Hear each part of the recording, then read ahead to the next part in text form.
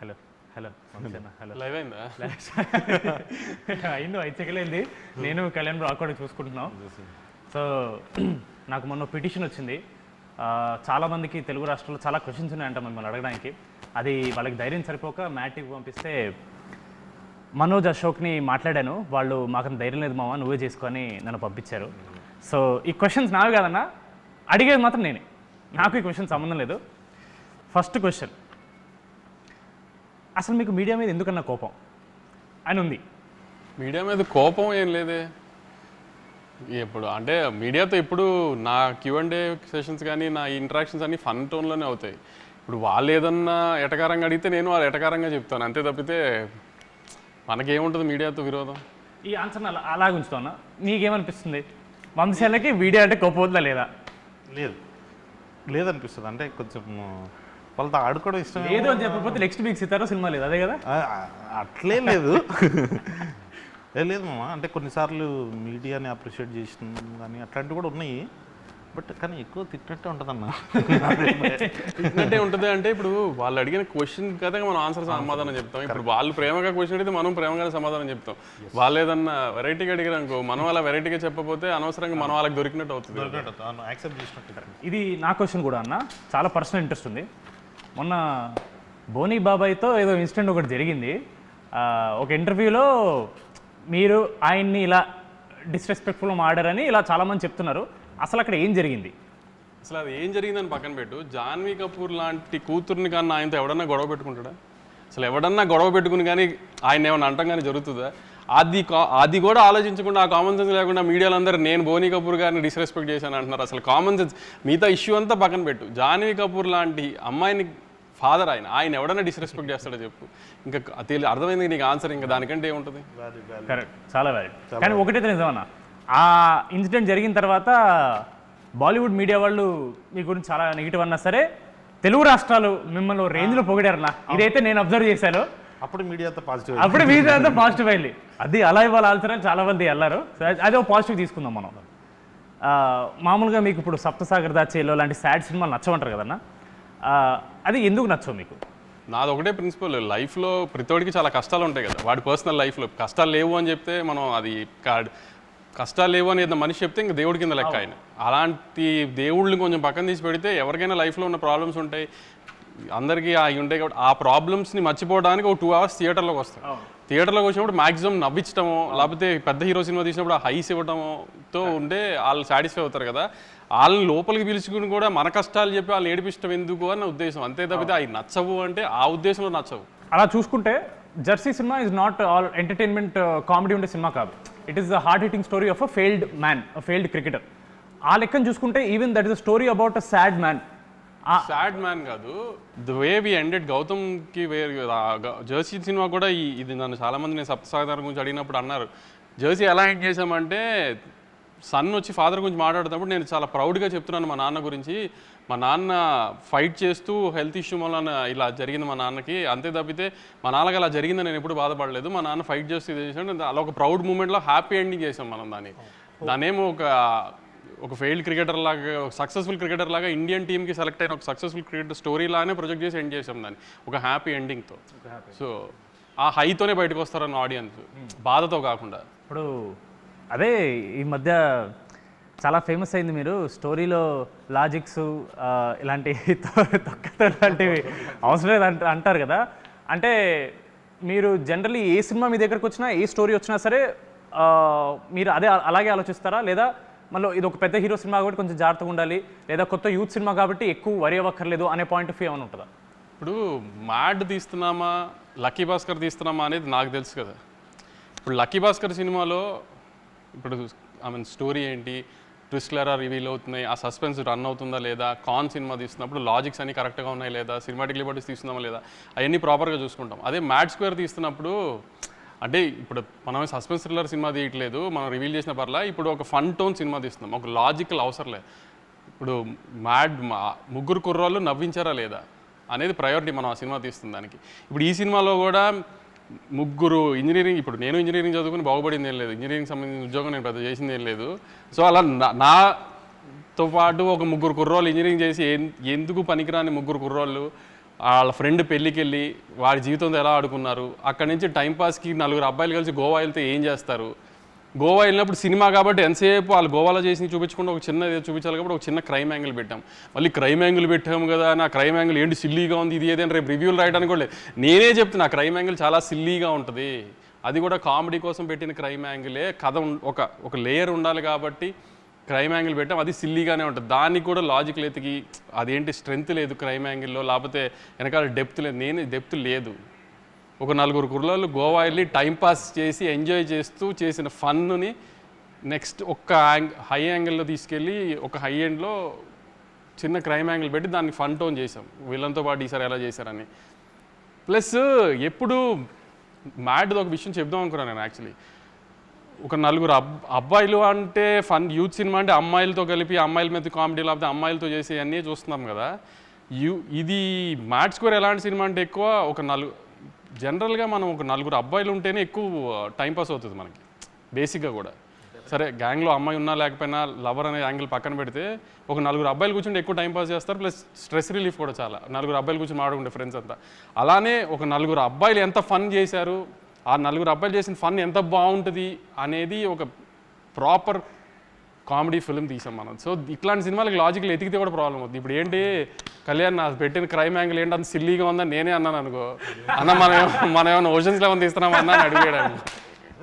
Cricket ఆడడానికి ground కావాలంతే. అదే ఇంకో క్వశ్చన్ ఉంది. ఇప్పుడు వంశీ అన్న ఒక ప్రొడ్యూసర్ పాయింట్ ఆఫ్ వ్యూ చెప్పారు, ఆయన్ని ఇబ్బంది పెడుతున్నా కానీ మిమ్మల్ని కూడా ఇబ్బంది పెడతా. వంశీ అన్న is producing film, he's clear, ఈ సినిమాని నేను ఇలా ప్రొజెక్ట్ చేస్తానని వంశీ అన్న క్లియర్ ఉంది.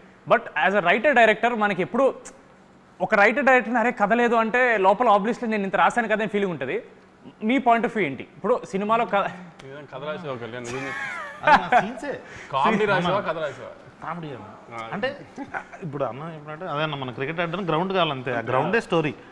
బట్ కాకపోతే మామ నాకేమనిపించింది అంటే కథ దాని గురించి మనం పెట్టాలి అని అంటే ఇప్పుడు ప్రతి ఒక్క సీను లీడ్ చేసి దానికి ఏదో ఒక స్టోరీ ఉంటుంది.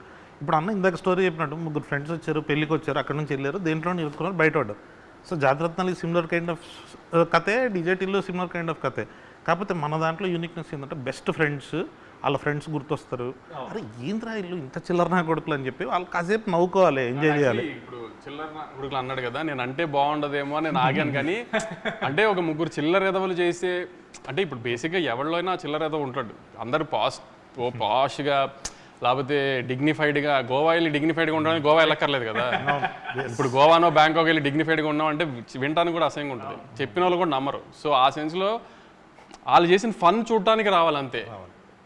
ఇప్పుడు మనం కొన్ని రియల్ లైఫ్లో ఉంటాయి కానీ అని మనం చెప్పుకుని 4 ఫ్రెండ్స్ మధ్యలో జరుగుతాయి కానీ మనం బయటికి చెప్పుకోలేము. అట్లాంటి కొన్ని 4 ఫ్రెండ్స్ మధ్యలో జరిగే కామెడీలు ఇవన్నీ అంటే గోవా వెళ్ళిందంటే ప్రతిోడు ఎంజాయ్ చేసేస్తాడు, అమ్మాయిలు ఇది ఏదైనా ఒక ఫీలింగ్లో ఉంటారు కదా ఫ్యామిలీస్ కానీ పేరెంట్స్ కానీ. అంత అలాంటిది ఏ ఉండదు అక్కడ జరిగి చేసేదే చచ్చేదేం లేదు అన్న ఫన్ యాంగిల్ కొంచెం లార్జర్ ఆడియన్స్కి చూపిస్తానికి ఒక ప్లాట్ఫామ్గా వాడే మ్యాచ్ స్క్వేర్ని. అది ఇప్పుడు మనకు తెలిసిందే ఎప్పటి నుంచో జరుగుతున్న the greatest war is between producers and reviewers. The greatest war. నచ్చకపోతే చాలా హార్ష్గా ఇస్తారు, నచ్చితే మాత్రం డెఫినెట్లీ మ్యాడ్ వన్ని చాలా పుష్ చేశారు రివ్యూవర్స్ అండ్ మీడియా వాళ్ళు. బట్ ఒకే ఎక్స్పెక్టేషన్తో వస్తున్న సినిమా మ్యాడ్ 2 కాబట్టి దిస్ ఆల్వేస్ కొంచెం టెన్షన్ ఉంటుంది. ఫస్ట్ టైం కూడా మనం ఇంత టెన్షన్ పడలేదు, సెకండ్ టైం చాలా ఎక్కువ ఎక్స్పెక్ట్ చేస్తున్నారు కాబట్టి. మనం ఎంత ఇచ్చినా చాలా టైమ్స్ 2-3 రివ్యూవర్స్ అరేం ఎక్స్పెక్ట్ చేసిన దానికి లేదు అని చెప్పి టొమాటోలు ఇవ్వడమో లేదా ఈ టీ కప్పులు పలకొట్టడం ఇలాంటివి జరుగుతున్నాయి. మరి మీకు ఏమన్నా అసలు వరి ఉందా ఈ రివ్యూవర్స్ ఇలా తక్కువ ఇస్తే ఏంటి పరిస్థితి, దానివల్ల మళ్ళీ ఏమన్నా నంబర్స్ ఎఫెక్ట్ అవుతాయని? నెంబర్స్ రివ్యూస్ ఇవన్నీ అది నెవర్ ఎండింగ్ టాపిక్లే. అది రిలేషన్ ఉంటుందని కొంతమంది, రిలేషన్ ఉండదని కొంతమంది, అది నెవర్ ఎండింగ్ టాపిక్. దానికి ఏమీ అనాలిసిస్ లేదు, ప్రూఫ్ లేదు, ఎవరి అనాలిసిస్ ఏం లేదు. కానీ మ్యాడ్ స్క్వేర్ని రివ్యూ చేయడానికి నేను వాళ్ళని రిక్వెస్ట్ చేసేది ఒకటే, నవ్వు వచ్చిందా లేదా. మీకు నవ్వు వస్తే మంచి రివ్యూ వేయండి, నవ్వు రాలేదంటే మంచి రివ్యూ వేయకండి. అంతవరకు నేనే చెప్తున్నా. మీకు నవ్వు తెప్పించడం మా బాధ్యత, నవ్వు తెప్పిస్తామని గ్యారంటీ నమ్ముతున్నాను నేనైతే. ఎందుకంటే నేను ఫస్ట్ హాఫ్ చూసుకున్నాను, అంటే మా డైరెక్టర్ ఇప్పుడు దాకా ఫస్ట్ హాఫే చూపించాడు. అంటే సెకండ్ హాఫ్ ముక్కలుగా చూస్తాం వేరే షూటింగ్ టైం నుంచి, ఒక ఫ్లోలో ఫస్ట్ హాఫే చూపించాడు. ఇంకా ఫస్ట్ హాఫ్ నేనే, నీకు తెలిసి ఉంటుంది కదా పెళ్లి ఎపిసోడ్లో కింద పడి దొరికి నవ్వాను నేను. అసలు ఏం సౌండ్లు ఏం లేకుండా మామూలుగా నాకు అంత ఈజీగా నవ్వే వచ్చి సావదు. అలాంటిది నాకు నవీన్కే అసలు ఒక 30 minutes ఊపిరి అందలేదు నవీన్. సో అలా నవ్వుతామని గ్యారంటీ నేను ఇస్తా, గ్యారంటీ నవ్విస్తామని. అంతే తప్పితే ఇంకా మిగతా మీరు వాళ్ళ రివ్యూస్లో వాళ్ళకు ఒక తూకం వేసుకుని కథ ఇలా ఉండాలి, స్క్రీన్ ప్లే ఇలా ఉండాలి, లేకపోతే ప్రొడక్షన్స్ ఇలా ఉండాలి, క్వాలిటీస్ ఇలా ఉండాలి, అలాంటివి వేస్తే నాకు నేనేం గ్యారంటీ చెప్పలేను. కానీ మీ ఎక్స్పెక్టేషన్స్ రీచ్ అవుతుందో లేదో. మ్యాడ్ తీసింది మనం ఆ రోజు కూడా అదే చెప్పాం, మేము నవ్విస్తాం థియేటర్కి రండి అని. మ్యాడ్ స్క్వేర్ కూడా అదే చెప్తున్నాం, మేము చాలా బాగా నవ్విస్తాం, థియేటర్కి వచ్చి just have fun and go.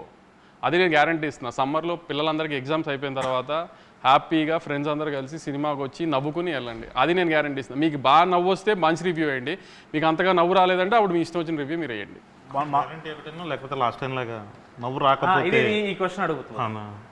Last time అంటే మ్యాడ్ 1 మనకు చాలా కాన్ఫిడెన్స్ ఉంది, మీరు ఎంత కాన్ఫిడెంట్ చూపించడానికి ప్రెస్ మీట్లో డబ్బులు రిఫండ్ చేస్తున్నారు.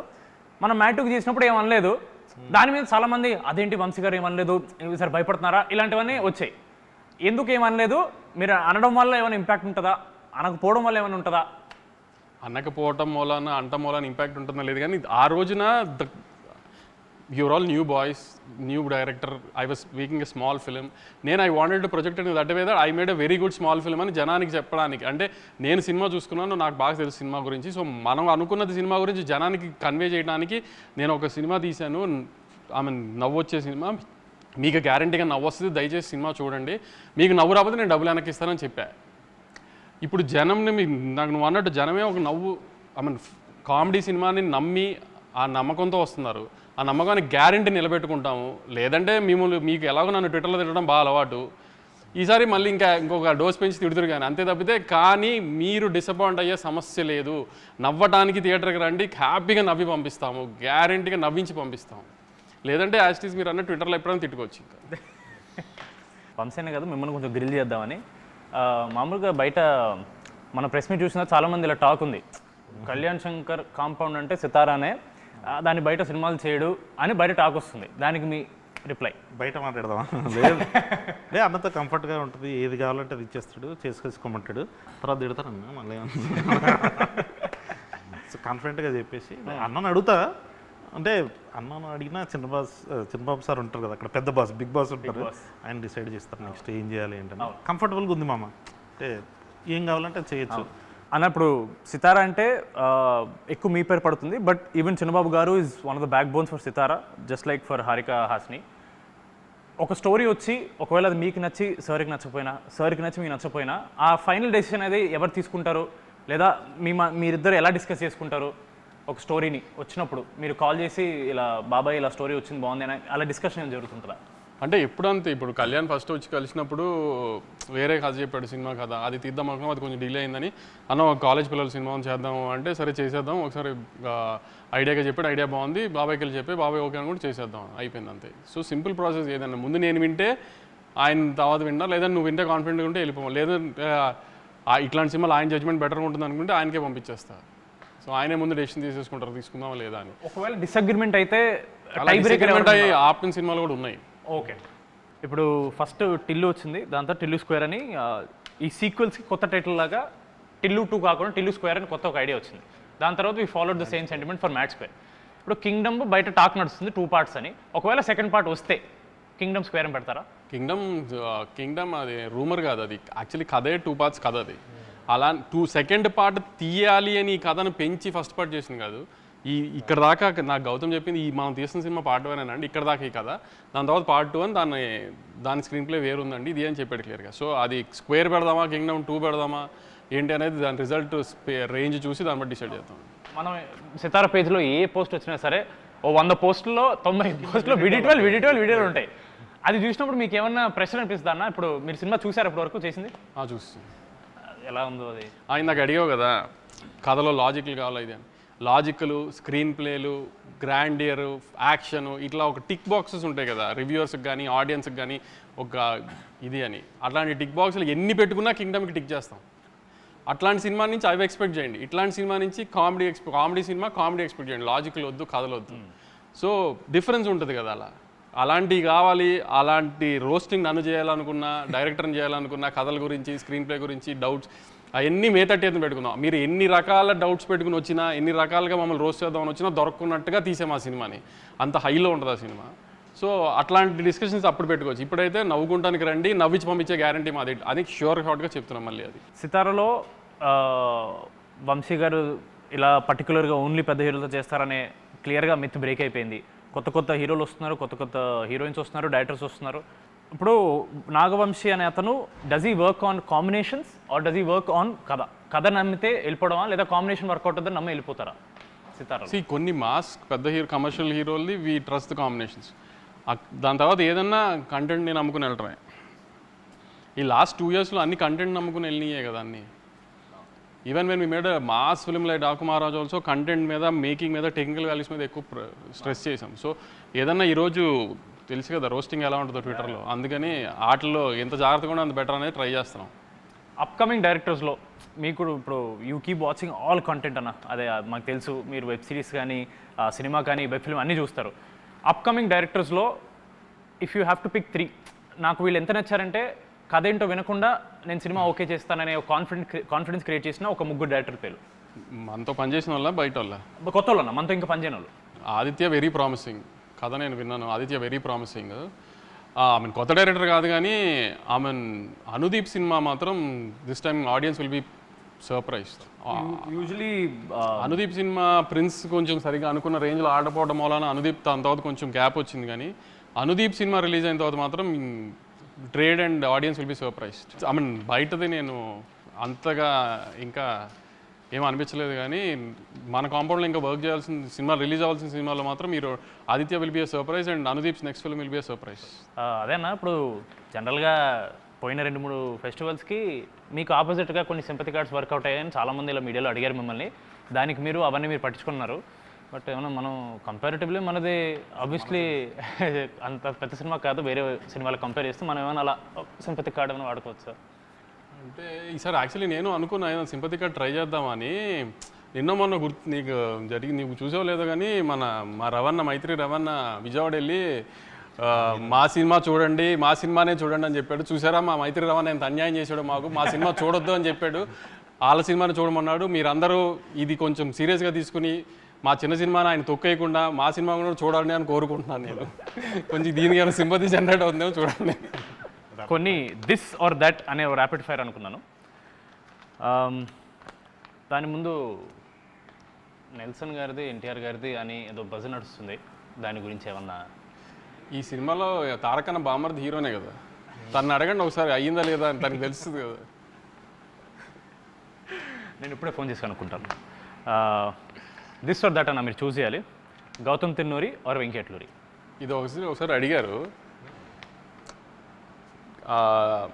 వెంకీతో ప్రొఫెషనల్ రిలేషన్షిప్ కన్నా పర్సనల్ రిలేషన్షిప్ చాలా ఎక్కువ. సరే సినిమాలు జరుగుతామంటే అది ప్రొఫెషనల్గా ఆ రిలేషన్ వేరు. గౌతమ్ ఏంటంటే అంత పర్సనల్ లైఫ్లోకి తను అంత ఉండదు, తను అంత ఈజీగా ఎవరిని అలా తన లైఫ్ తను చాలా క్లోజ్డ్ డోర్స్లో ఉంటాడు. సో ఆ ప్రొఫెషనల్ రిలేషన్ చాలా ఎక్కువ. అంటే గౌతమ్ ఎలాంటి అంటే అసలు ఇక ప్రపంచం తలగిందులైనా మనం ఏదైనా చెప్తే విండు, అలాంటిది ఎంతో కొంచెం మేమేదైనా అడిగితే వింటాడు. అంతవరకు గౌతమ్ రెస్పెక్ట్ ఇస్తాడు. ఇప్పుడు సితారా 50th ప్రొడక్షన్ చేస్తుంది. 50th అనుకోవాలి చేస్తుంది అనుకోండి. You have to choose only 1 hero, NTR గారా పవన్ కళ్యాణ్ గారా? ఇంకా కళ్యాణ్ గారు నెక్స్ట్ పెద్ద పొజిషన్స్కి పాలిటిక్స్లో వెళ్ళాలని కోరుకోవాలి, కానీ మనం ఆయనతో సినిమా చేయాలని కోరుకోకూడదు. ఆయన మనకి రాష్ట్రానికి ఏం చేస్తారు, నెక్స్ట్ దేశానికి ఏం చేస్తారని కోరుకోవాలి మనం. ఆయన ఆ పొజిషన్కి వెళ్ళిపోయారు కాబట్టి 50th సినిమా అంటూ సితారాలో మనం యాజ్ ఎర్లీ యాజ్ పాసిబుల్ జరిగితే అది ఎప్పుడైనా తారకన్నే అని కోరుకుంటాను. చాలా చాకచక్యంగా కవర్స్ మించి ఒక డ్రైవ్ కొట్టిన నాగవంశీ గారు చాలా బాగా ఎస్కేప్ అయ్యారు ఆన్సర్, సేఫ్ ఆన్సర్ చెప్పి. Tillu Square or Mad Square? Tillu Square or Mad Square? అసలు యాక్చువల్లీ ఈ రెండిట్లో ఏదైనా సెలెక్ట్ చేయడం కంటే నిన్న నేను కళ్యాణ్ కూర్చొని డిస్కషన్ చేస్తున్నాము, మీ ముగ్గురిని సిద్ధుని ఒక సినిమాలోకి ఎలా తీసుకురావాలని. అది టిల్లు క్యూబ్ చేద్దామా, మ్యాట్ 3 చేద్దామా ఏంటి అనేది డిస్కషన్లో ఉంది. అది సో ఈ 2 కాదు, వస్తే అది Siddhu Jonnalagadda or Naveen Polishetty? Siddhu. By not Naveen Polishetty? Siddhu is our boy, Naveen is our hero. There is a lot of difference. Mad బాయ్స్లో మీ ఫేవరెట్? మ్యాడ్ బాయ్స్లో నా ఫేవరెట్ కళ్యాణ్. అయ్యో మళ్ళీ చాకచక్యంగా కవర్స్ మించి ఒక డ్రైవ్. ముగ్గురులో MAD మనోజ్, అశోక్, దామోదర్ నితిన్, రామ్, సంగీత్ ఈ ముగ్గులో మీ ఫేవరెట్? రామ్ నితిన్. కనీసం చేశారు కూడా ఏది? అన్నీ పిక్ చేశారు ఇప్పుడు కదా, అది నీ చాయిసే కదా. సంగీత్ నేను నితిన్ బ్రో. నితిన్ బ్రో మీరు అడిగి హారిక గారు చెప్పారు నాకు. తర్వాత వంశాన్ని మాట్లాడి అవును కలుద్దాం అని చెప్పేసి అంటే నితిన్ మామ చేస్తాడని అనుకో. ఇప్పుడు నేను నారాయణ నితిన్ అంటే తారకన్న కోసం అన్నాను అంటారు. నేనున్నాను కూడా ఇక్కడ ముందున్నాను అంటారు. అలా వైకుంఠపురం ఆర్ అరవింద్ సమేత? అలా వైకుంఠపురం అరవింద్ సమేత అంటే నా కూతురా మా అమ్మ అని అడిగినట్టు ఉంది నాకు. అలాంటి వాటికి ఆన్సర్స్ ఏం లేవు. ఇది పర్లేదు, మీరు ఆన్సర్ చెప్పొచ్చు. పుష్ప 2 ఆర్ బాహుబలి 2? ఇది కూడా టఫ్ క్వశ్చన్. టఫ్ క్వశ్చన్ అంటే ఏమేం లేదు, అలానేం లేదు. పుష్ప 2 వి రూటెడ్ ఫర్ పుష్ప 2 ఎక్కువ, ఎందుకంటే ఇండియాలో కైండ్ ఆఫ్ ఇది అది అని. బాహుబలి టైంకి మనకింత సోషల్ మీడియా ఇది లేదు, సో మనం దాని ఎఫెక్ట్ తర్వాత రాజమౌళి గారు వేసిన ప్లాట్ఫామ్ అంతా తర్వాత అందరం ఎంజాయ్ చేస్తున్నాం, కానీ అప్పుడు అంత ఇది లేదు. కానీ we rooted for Pushpa 2 lot. Pushpa 2 హిందీలో బాగా చేయాలి, సో ఐ మీన్ వాళ్ళ పెద్ద పెద్ద హీరోలు చేసిన రికార్డ్స్ అని బ్రేక్ చేయాలని we all rooted for it. కాబట్టి ఎంతో కొంత కొంచెం పుష్ప మీద ప్రేమ ఎక్కువ. ఇంటర్వ్యూ ముగించే ముందు ఇప్పుడు అడిగినవన్నీ బయట వాళ్ళ క్వశ్చన్స్. ఇప్పుడు చాలా మందికి నాగవంశి గారు పర్సనల్ గురించి ఎక్కువ తెలియదు. మన పాడ్కాస్ట్ చేసినా సరే చాలా వరకు అక్కడ కూడా మంచి వాల్స్ కట్టేసి మీకు కన్వీనియంట్ ఆన్సర్స్ కొన్ని ఇచ్చారు. ఇప్పుడు మ్యాడ్ అనేది complete youth film. First part మొత్తం కాలేజ్, చిచోరి పనులు, అమ్మాయిలు. మీ లైఫ్లో, మీ కాలేజ్ లైఫ్లో ఒక లవ్ స్టోరీ, చిచోరి పనులు ఏమన్నా ఉన్నాయా? చిచోరి పనులు అంటే ఏం లేదు, చెప్పాను కదా, పెద్ద చదివింది ఏం లేదు. కాలేజ్లో కూడా ఆ 60% 65% రావడానికి టైం పట్టింది చాలా. ప్లస్ గొడవలు అంటే ఎప్పుడు ఫస్ట్ నా పేరే ఉండేది. ఐ మీన్ అవుట్ స్పోకన్ అని ప్రిన్సిపల్ దగ్గరికి వెళ్ళాలన్నా ఏదైనా పర్మిషన్లకి అన్నిటికీ నన్నే వాడేవారు. ఇంకా ఇంజనీరింగ్ కాలేజీలో అంటే అమ్మాయిలు ఇవన్నీ ఉంటుంది కదా, జూనియర్లు అమ్మాయిలు బాగుంటారని ఇది అని అదని ఇవన్నీ జరుగుతూనే ఉండేవి. లవ్ స్టోరీలు అంటూ పెద్ద. నాని అన్న మీరు ఒకే కాలేజ్, స్కూల్ ఒకటే స్కూల్ చదివారు. మీ ఇద్దరు ఎప్పుడన్నా చిల్ అయ్యారన్నా స్కూల్ ఏజ్? లేదు లేదు లేదు అసలు. మీకు ఆయనతో ఏం మెమరీ లేదు స్కూల్లో? పెద్ద లేదు మెమరీ. మీకు తెలుసా అన్న?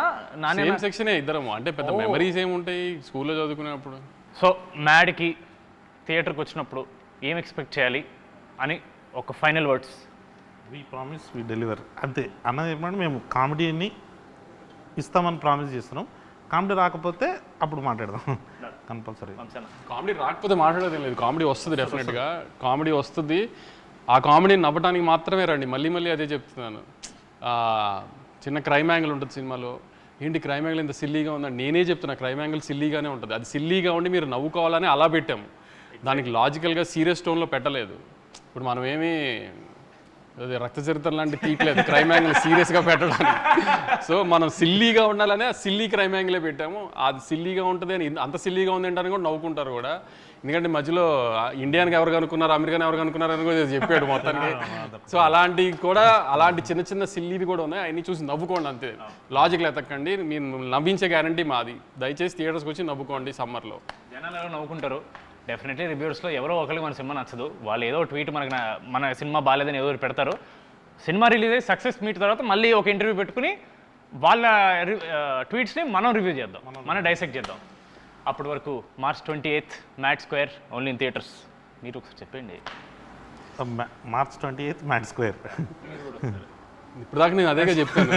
ఏంటి చెప్పండి అన్న ఒకసారి. March 28th మ్యాడ్ స్క్వేర్ తప్పకుండా థియేటర్లో చూడండి. మా మైత్రి రవి గారు చెప్పినట్టు ఓన్లీ రాబిన్ హుడ్ చూడకుండా మా సినిమా కూడా చూసి మా మీద చిన్న పిల్లలతో ఏదో సినిమా తీసాం, మా మీద జాలి చూపిస్తారని కోరుకుంటున్నాను. Thank you.